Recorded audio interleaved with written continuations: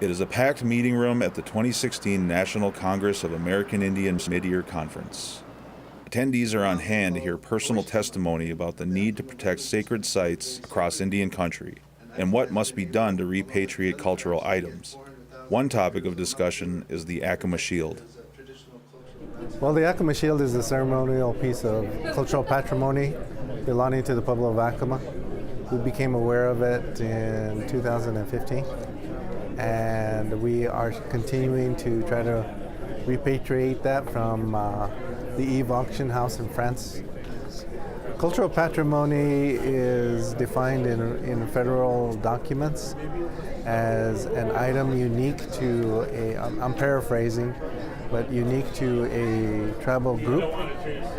And so it cannot leave the tribe. It has a purpose, a continued purpose in the ceremonial life of that tribal group. And so the Akuma Shield is an item of cultural patrimony. It's still used periodically in our tribe. It has a purpose, and it's still recognized as being an item that is ours. And around May 30th of this year, the Akuma Shield was removed from the auction block, and we've been working with federal authorities to bring it home. And so as the current events unfold, we're still awaiting final word as to its disposition. So we have not gotten it back, but we're hopeful that things will work out in our favor. Another item of discussion was Bears Ears Butte in Utah, recently named as a national monument by President Obama. The reason for the designation? Native artifacts from the site were being looted and sold on the private market. For some in attendance, this brought to mind a recent situation in Oregon. In the session today, I really appreciated the people talking about the Bear Ears sacred site. Sacred sites, many of the tribes don't like to identify them because then they become tourist attractions.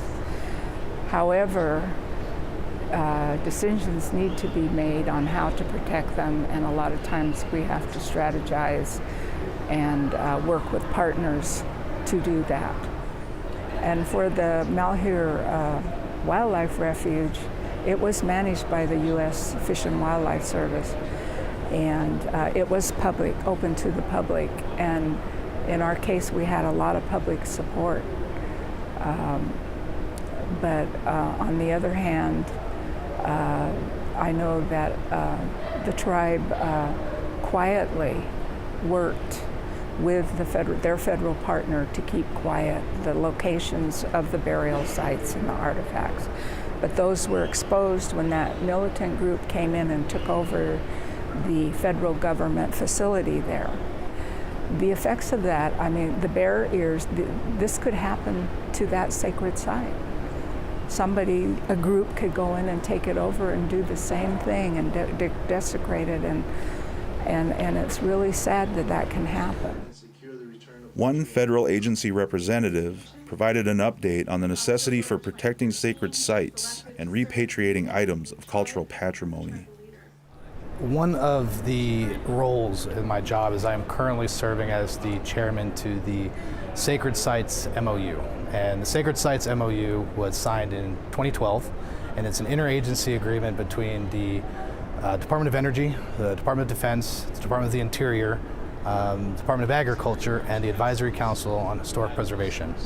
And it is an MOU amongst all of us to have a sounding board to work on issues to make certain that sacred sites that are on federally managed property are protected, but that also tribal access is guaranteed as much as humanly possible, and also to promote interagency coordination, collaboration regarding sacred sites.